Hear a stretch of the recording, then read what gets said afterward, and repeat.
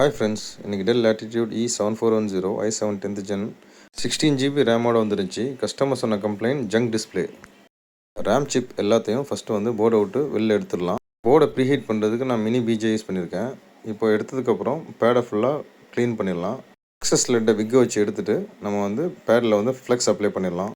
ஏற்கனவே பால் பண்ணி வச்ச அதே ரேம் சிப்ஸை நம்ம வந்து திரும்ப ரீப்ளேஸ் பண்ணிடலாம். அந்த இடத்துல ஒரு சிப்பாக நம்ம வந்து அதோடைய ப்ளேஸில் வந்து 8 சிப்பையுமே ப்ளேஸ் பண்ணிடலாம்.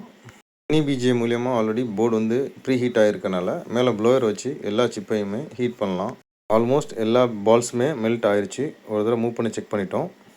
போர்டு கூல் ஆயிடுச்சு. நம்ம இப்போ எடுத்து ப்ளக்இன் பண்ணி பார்க்கலாம் என்ன கண்டிஷன்னு. பேட்டரி ப்ளக்இன் பண்ணியாச்சு. இப்போ அடாப்டரை மாட்டினோம் அப்படின்னா டிசி ப்ராப்பராக எடுத்துச்சு. போர்டு அப் ஆயிடுச்சு. டிஸ்பிளே இண்டிகேட்டரில் நமக்கு டிஸ்பிளே அவுட்புட்டும் வந்துருச்சு. ஜங்க் டிஸ்பிளே இஷ்யூ சால்வ் ஆகி நார்மலாக ஒரிஜினல் டிஸ்பிளே வந்துருச்சு. Subscribe for more interesting chip level videos. Thank you.